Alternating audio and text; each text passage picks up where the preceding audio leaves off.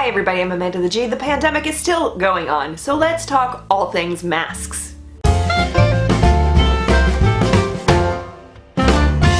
Before we get started, two quick things. One, I have absolutely no makeup on because I have a chemical burn on my lips, so I'm not putting anything onto my face, so I don't want to hear it about how I look right now because I know. The second thing, for those of you who are very observant, you may notice there's some stuff missing from my shelf up there. That's because the shelf is actually tipping forward and coming off of the wall, and I have to fix it, and I just haven't done that yet. So I still have the stuff. It's just not on the shelf because it'll fall down. Let's talk about why we wear masks to begin with. Number one, it is absolutely 100% not a political statement. You can put a political statement across your face on your mask if you frickin' want to, but wearing a mask is not in itself a political statement, and the fact that this country has made it that way is absolutely ridiculous. Wearing a mask does not protect you when you wear it. It has like a 30% decrease or something like that you might actually get the virus.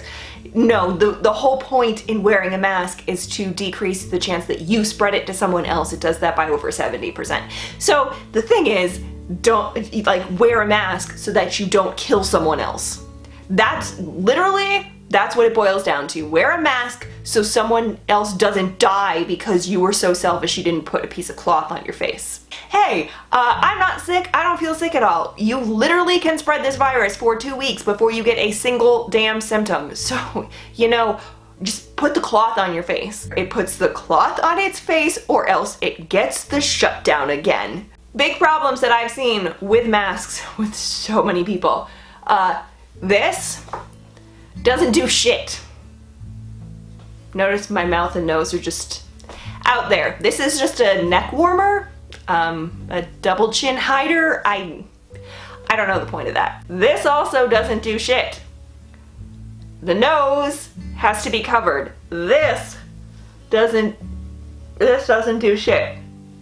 Cause you gotta cover your mouth too. I've also seen a headband version where or over the eyes, also doesn't do shit. What you want is for the mask to cover your nose and your mouth and make a decent seal. Now, here's a trick that I'm going to show you with this mask. This is too big for me. Clearly, this is a no-sew mask that I was given by my work. So it's just bows out in the middle. It's really easy to make, by the way. You just kind of cut almost like an oval, and it just kind of bows out in the middle. And they made a couple different ear holes, one for a bigger face, one for a smaller face.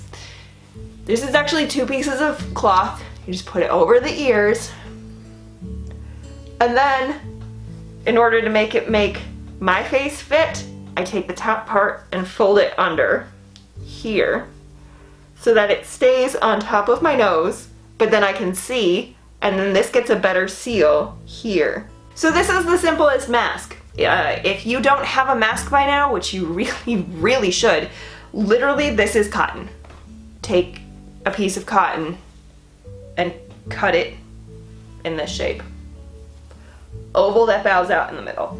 This is too thin. This is very thin. Like I can see through that. So 2 of them together around the ears. This does not hurt that bad, especially since, most people are wearing the masks for not very long. I have worn this for a couple hours, and it's not been too terribly bad. It starts to dig into the back of your ear a little bit, but if you pull your ear forward, you can kind of loop it back behind, and it doesn't hurt as bad. They also make things to attach masks behind your head so that they don't have to go around your ears, or you can take a headband and put buttons on it, or you can take 2 buttons and a piece of elastic and sew them together. Or you can put it around glasses. Sometimes you can put a button around glasses and do it.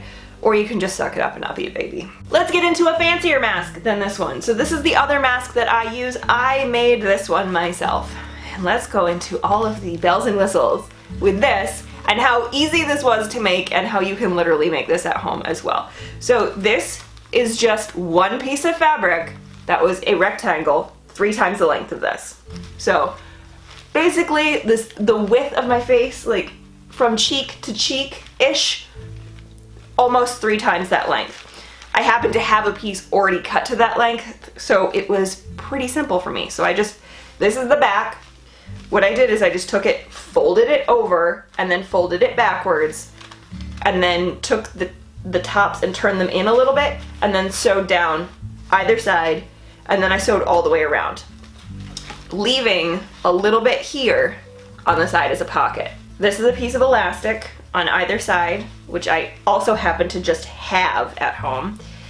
And I sewed the elastic down the sides, so there is elastic all down each side. And then I noticed that that wasn't small enough and it was poking out from the sides of my face. So I folded it over one time, sewed down. Then, to be extra, I took a piece of craft wire and put it through this top part, so it's right on here, so this can bend on the top and hold its shape. And then this pocket I use as a coffee filter. So this mask not only protects other people, this mask also serves to protect myself. Plus also, it changes color and it's just super fun. I would not suggest working out in a mask like this. It's very difficult. If you're going like running somewhere, this should be fine because this is gonna stop the droplets. That's the whole point. Masks stop droplets, they don't stop oxygen. Oxygen is smaller than a droplet. It's very, very small. Oxygen goes in and out, no problem. There have been plenty of people showing you that with pulse oximeters, which I don't have at home, but your oxygen level is fine. So this, same thing around the face. I cannot really talk through this thing because it's very, very thick. So this is what I sound like with this mask on when I'm trying to yell through it. And then I take my craft wire and push it down so it's not into my eyeballs and it's around the top of my nose. And then this is it. This is my beautiful look. This is how I usually go to like a grocery store or to the post office. If at all possible, your mask, you should be able to tell what the front is and what the back is. That is a problem with this one. It does not have that. That's also why fabrics that have patterns on them are going to be a little bit better because you can automatically see what the inside is. That's because particles can be on the outside, and if you are in the situation where your mask needs to be removed for a medical purpose or for whatever reason, being able to put it back on yourself or someone else without accidentally switching that is important. Don't take your mask off when you're outside. I feel like I shouldn't have to say this, but like, while you're still in the middle of a crowd, your mask stays on. Your mask stays on until you are done with that situation, and then it comes off. And ideally, what we should be doing is washing your hands. And then you notice how I took my mask off? I'm gonna show you again. It's not just about taking the mask off. To effectively do it, if you have a clean hand, you come behind, loop, and pull. So behind, loop, and pull, and that takes all of the dirt away from you. You should also wash your hands after you take your mask off. Also, these need to be sanitized. Welcome to the world. So you can wash them. This one can be washed on hot.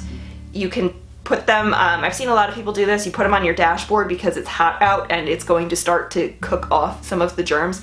After a few days, it will kind of wear off. I personally don't like to wash this like 800 million times because every time you go out you really need one. So I have multiple masks, so I suggest multiple masks so that you can like filter through them and wash them, and then technically they should be all right if you let them sit for a few days, but it's just better, just wash them. Just wash them. Also, you wouldn't like just wear the same shirt forever without washing it, so wash the masks. You literally spit into these. Other than that, there are plenty of different places that you can purchase a mask.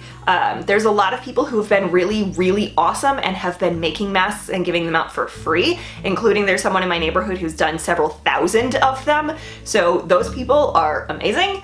You can make one yourself, like I did. You can make one by doing a no-sew thing. You can make one by taking a bandana and putting hair ties around it. There's a whole bunch of different ways. There's a whole bunch of different things all online. You can tie a bandana around your face. I suggest just look up whichever one works for you, and honestly, like, we're gonna be doing this for a long time, okay? This is gonna be a significant portion of this year, so you may wanna go out and accessorize with your masks. And if you really want to, you can get a surgical mask or an N95, it's totally fine. Also, another thing, those are designed to be thrown out. So just keep that in mind. Like the paper masks and the N95s are designed to be like a single-use thing. So you probably can't keep those for very long. It's probably better to invest in cloth masks at this point because we're gonna need them for a prolonged period of time. But literally, wear your mask. don't kill somebody and wear your mask. That's the whole point of this. Don't kill somebody, wear your mask. Stay fresh, cheese bags. That's it. This was not a political statement. Some of you are going to think that this was a political statement, but it wasn't.